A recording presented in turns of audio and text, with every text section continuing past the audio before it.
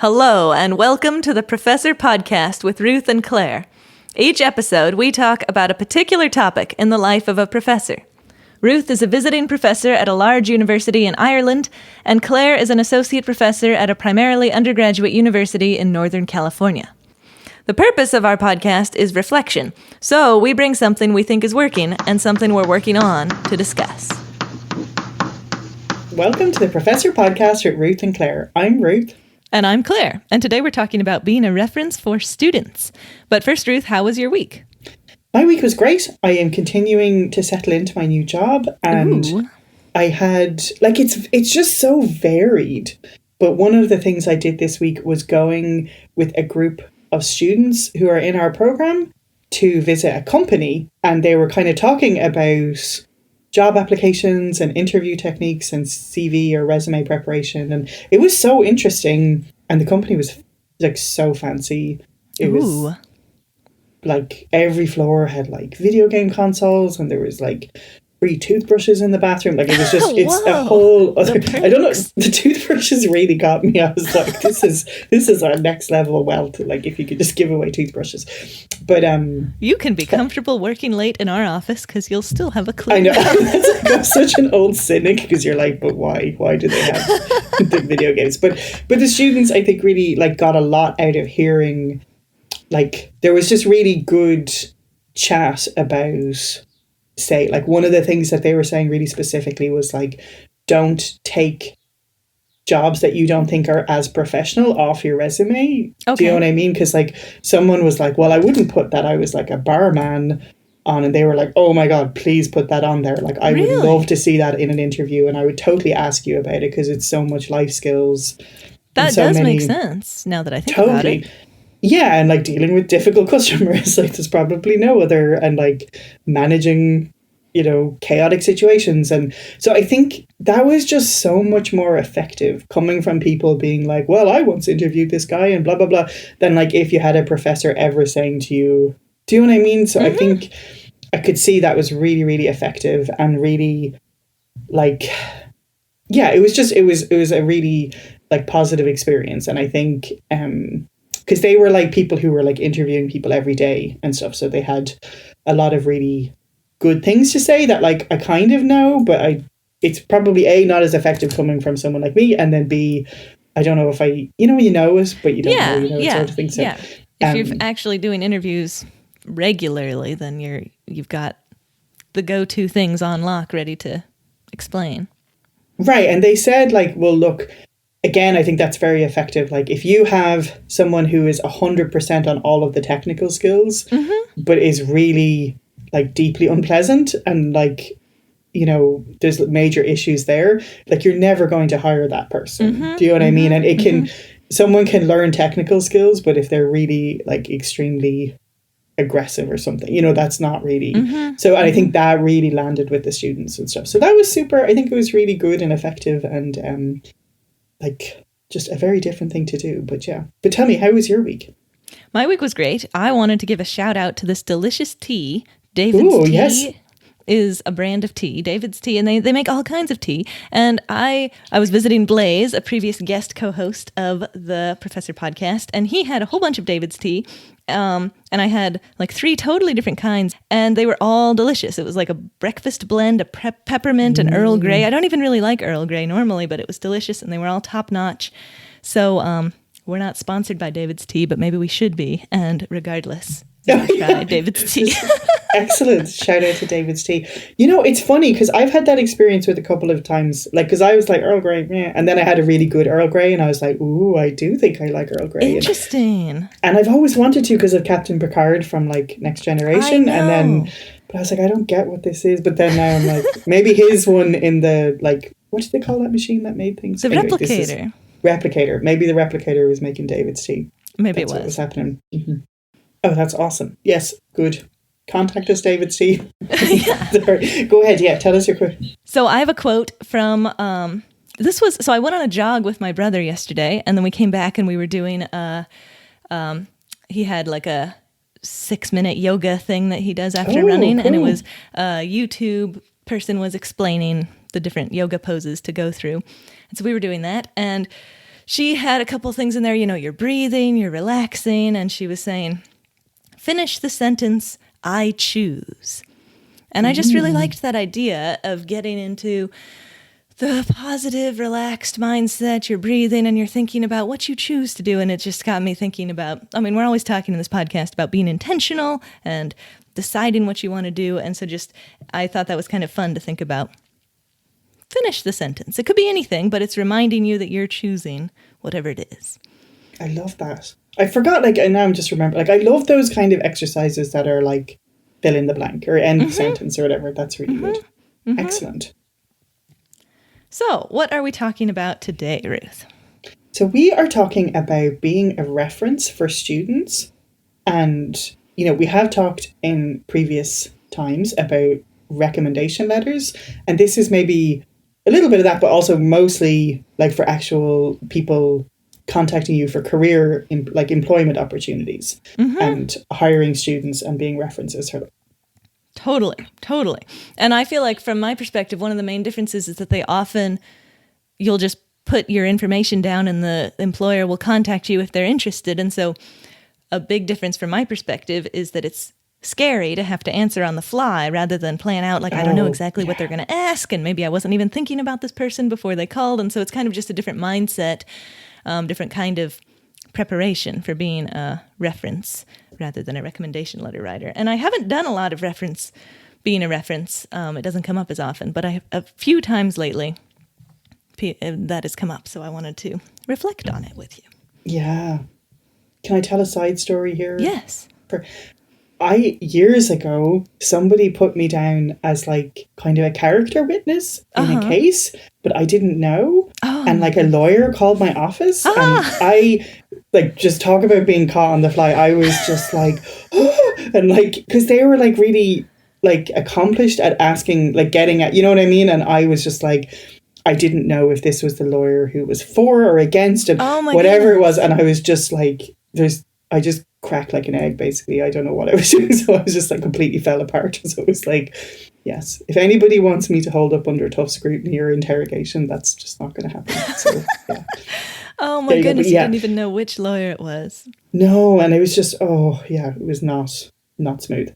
But that reminds me, in grad school, I took a communicating science class, and there was a mock interview thing where you're talking with someone from the press or whoever is going to interview you about your research. And it was so easy. That was my main takeaway. So easy to get led off down a path you weren't even meaning to talk about. You Next said thing something. You're saying some really controversial thing. Yeah, and you say something that leads them to something else, and that was kind of tangential to what you wanted to talk about. So yeah, needing to know in advance. These are the things that I'm trying to tell you and give you quotes about. God, this is actually, I feel like we should have a whole other episode, but it hasn't happened to me, but I would go, we all know I would go so far off topic and be did I ever tell you about the time I stole a chicken or whatever? Just terrible. So yeah. So tell me, what are you finding is working for you in this new kind of experience? Sure. So it's working for me to kind of, whenever someone says, can I put you down as a reference? I try to think in advance, kind of right then, well, what would be a couple good attributes that stand out about this person?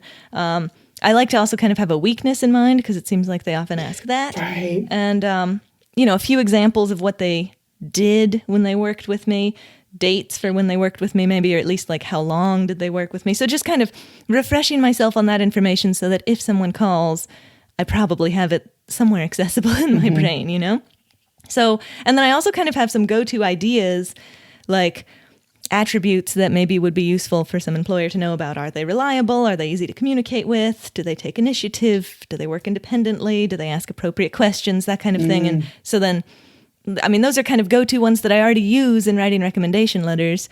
So I can kind of think through that list and just pick out, these two are the ones that I'll highlight about this student. I'm saying all this, but I realized that a couple people asked me to be a reference, and I didn't think about that in advance. But I think that does work when I have them kind of planned out, not exactly what I'm going to say, but just okay, these are the three things I want to hit when someone calls, so that so that I am telling the story that I want to tell when I'm actually on the phone with the potential employer.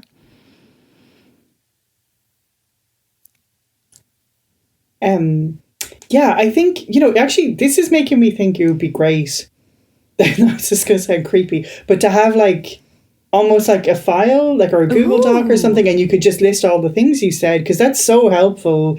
And like, this is like something that's working. I'm doing air quotes here because it's not, but like, usually, like, I just have most of the people who asked me have also asked me for grad school recommendations, so I have their letter done. So that's been better. But like, yeah, this is not working for me. But like, I would love to have like a few notes or to have thought that through as soon as somebody says, "Will you be a reference?" So you have those things. I like that idea to just have a little file. Like, that is true. On the occasions where somebody's asked me to be a reference and I already had a letter for them, I mean, you don't want to just read through the letter, like there's too much text in the letter, but you can glance through and get those 5 things. So, but yeah, having a file that just has, was great that one time when this thing happened and responded well to constructive criticism or whatever, and then you just remember. I like that idea to have a little go-to file.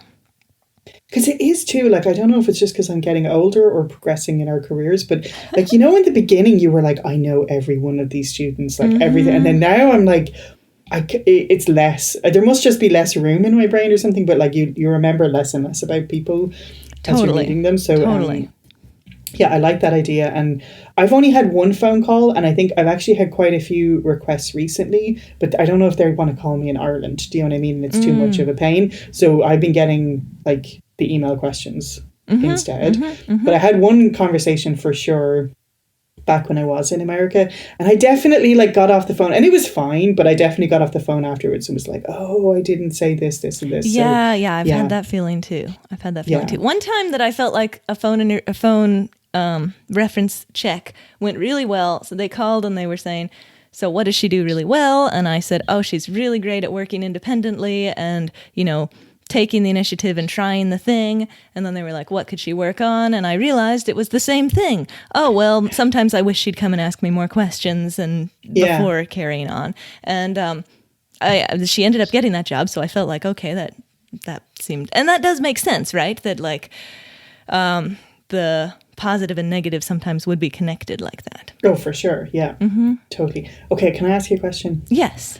How honest are you about it? Do you know what I mean? Because sometimes when they're like, what's the not the worst thing about this, whatever, like the negative thing, and I'm like, oh, like not, I don't know, but it's, there is times you're like, actually this, but do you, how honest are you? That's a good question. I feel like the times, so there's been 2 occasions where it's been a student that I really know well and really think is phenomenal. And I feel like I go on and on and on. And I'm not even sure if that comes across better, Yeah. So I kind of worry about that. How honest am I? I don't remember ever having a situation where I thought, oh, this is a weakness, but I'm not going to mention it. Because usually they're just asking, oh, what are they good at or what are they working on? And it never seemed like a problem to mention, oh, I guess it'd be nice if they asked more questions or whatever. As long as I'm also saying, oh, but they're really great at doing these other things. So I never worried about, I never felt like I was holding anything back, but I also didn't feel like I was tearing down the student. Well, what about you? Have you had a situation where you're worried about that? No, I think I think I would like to think more. Maybe this is part of being prepared for the conversation, or, maybe I think like sometimes I should do some of that reflecting before I even start the form or the email or whatever. But sometimes I just haven't thought it through properly. And, and even for the grad school recommendations, like, maybe I don't know if I should say this, but like I always tick at least one thing not at the same level as the others, just so it seems, you know what I mean? Because, I'm like, you know what I mean? And like, but... Yeah, so you're doing that. So there's like 5 different. Are they good at quantitative excellent, thinking exquisite or whatever? Yes. Yeah. Exquisite. Yeah, and so you don't like to mark them all outstanding because you want to show that you're thinking about it, and that you're not just clicking the boxes. But then I get phobic that like other people have professors who are like, no, outstanding all the way. You know what I mean? And I don't know. Yeah. That's interesting. I usually try to think about which ones they really excel at. I think I do more like you. I'll put them all at top for the things they really excel at and then one down. Do you know what I'd love to know sometime? Out there, listeners, if you hire people, like what weight do references have? Do you know what I mean? Like, is it really like, I just want the generic idea that this person is like not going to blow up the lab or, you know, steal money or whatever? Or are they like, no, really, like, what are the 3 things she could work on? Or, you know what I mean? So like, I wonder, I'd be so curious to know, and I'm sure it's really different in different places. I always figure that they want to know, is this person going to be a good employee? In terms of, like, are there any huge red flags? And if there aren't any huge red flags, then reference check complete. That's how I figure they're doing it. Yeah. So what, have you already said what's working for you? Yeah, no, not really, I guess. I think one thing that, like, has worked for me in the past, and I would like to come back to that, is kind of stricter boundaries with students just around notice and... You know, and I think it's different for me at the moment because I'm not really checking my old work email very often and like definitely on a different, as we know, we struggle with the old time difference and those things. But so I think, I don't know, I wish I could say to students, and I think like in the past I was very clear, and when you're doing grad school recommendations, it's like a season. And you're like, I want a spreadsheet, I want all the dates, like all of those things. And so I think having strict boundaries around that makes me less grumpy and makes me want to write references more. And someone being like, and you know what, it happens, and I've certainly done it to people. So someone saying like, oh my God, I'm so sorry, this thing is due tomorrow, but acknowledging that it's a thing, like that makes a big difference for me and stuff. So I think what's working for me is knowing that I like having boundaries around that and then kind of just insisting on that up front. Do you know what I mean? So yeah, I think that's what it has really worked for me in the past, and I would like to get back to that. So being explicit, this is the information I need, this is the advanced notice that I want, that kind of thing. Yeah, happy to be your reference, but these are the hours, like, you know, I'm not going to respond if you email me on the weekend and let me know something's due tomorrow or whatever. So I think, because I found myself in a situation recently where that was an ongoing problem and I never dealt with it, and I just got grumpier and grumpier about it, and that was like on worse me. And worse worse and worse reference clicks. Like, and part of me was really tempted to be like, I'm just not going to do it, but then you don't want to do that. But like, anyway, I think, but it was a situation I created by the first time they did it. I should have said, well, I should have just said it straight out of the gate. But then the first time it happened, I should have said, this is not working for me next time. You know what I mean? And I didn't. So I think that's really awesome that you say you created the situation. I mean, obviously, it was a two-way thing, but you have the power to make the situation the way you want it to be. And so a reminder. Right. And I'm the grown up. I mean, I know they're an adult too, but I'm like, you know what I mean? No, I love that. Yeah. So tell me, what are you working on with these references?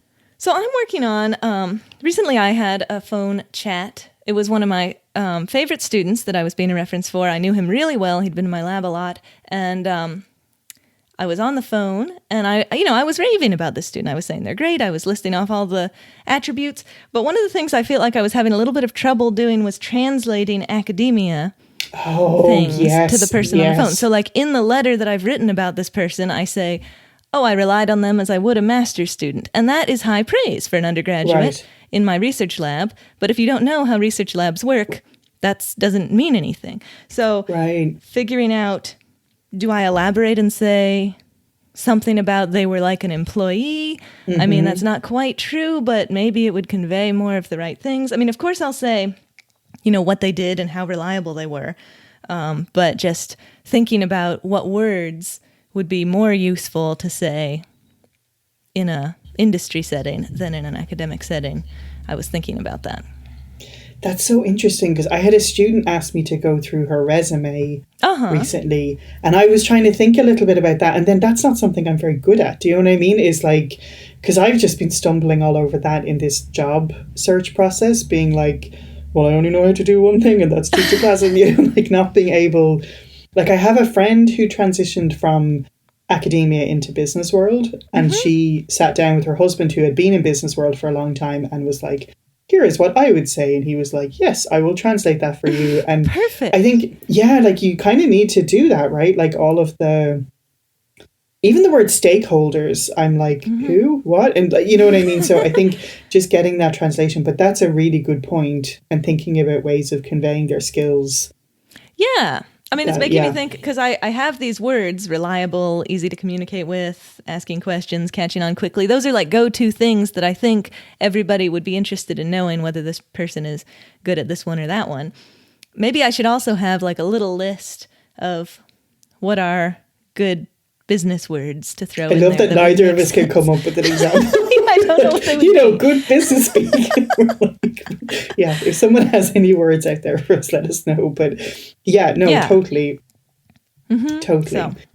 And I think there's things that like, and this is not meant to be disparaging at all, but there's things that feel cringe in academia. Do you know what I mean? That like, but it is like, that's what is wanted in a workplace and stuff. And like even someone saying they were a lead author on a paper, like, does that really mean, you know what I mean? So exactly. Yeah. And that was happening in the interview, or I keep calling it an interview, but it was actually me being a reference for the student. And they said, oh, did their work, I don't know what they asked exactly, but it was something about, did their work lead anywhere? And I said, oh yes, they were a co-author on this paper, which to me is like the highest thing you could expect for an undergraduate. But I'm not sure what I should have said that would, I mean, the guy did get offered the job, but I felt like I wasn't communicating effectively how awesome this person was with my go-to phrases about how awesome this person is. So I had a conversation with someone recently, and it wasn't in a reference context, but I was talking about someone doing a poster session, and they were like just, like a bedroom wall poster. Like there was no... yes. You know what I mean? And there's a scientific convention of making these posters for communication. Totally. It's not like your elementary school science fair kind of poster. This is like a moving forward in academia, the way that academics communicate kind of poster. So I think that, being aware of that language is that's really good. I like it. So what are you working on? Yeah, a couple of times I've gotten forms, and like the grad school forms are plenty annoying, you know what I mean, by themselves.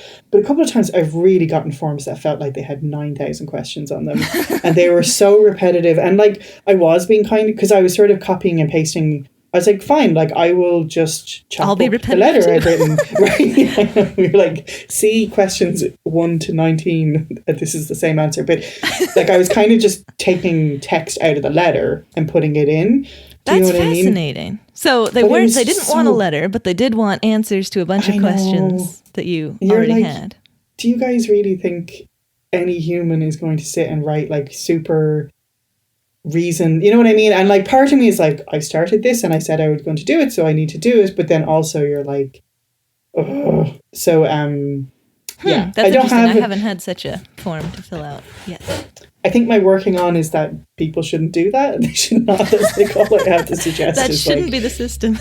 Right. And like, and I've gotten other times, there was someone from AmeriCorps who emailed me, and they had such great questions about a student that I had. And they were like 4 questions, and I was like, oh, this is a good question. And I was like writing. And then like this stupid form that had like a million questions, and it was like kind of, generic, it sounds and we can't speak business speak apparently. So there was like all of these like, how did they engage with stakeholders? And I was like, oh my God. And then like the same, like it was just, so I think that's interesting. I suppose that is a good, useful thing, to be able to write a question that would be meaningful to whoever the reference might be and inspire them to give you the information you want.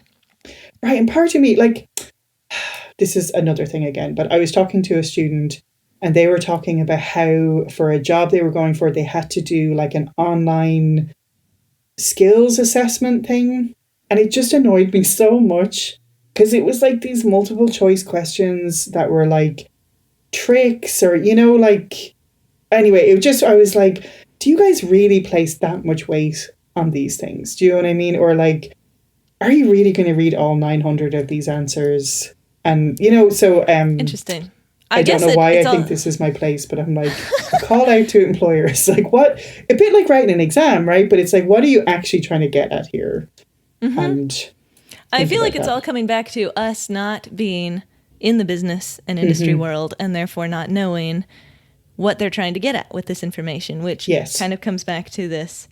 Like, it seems to me like if they do have 50 million questions and you feel like it's being repetitive, either it's being repetitive and you can say the same thing, or maybe they're trying to get subtle nuances and we don't know, or I don't know. So I feel like the answer must reside in us better understanding what do these people want to know. Kind of like I was saying, translating academia, we need to figure out.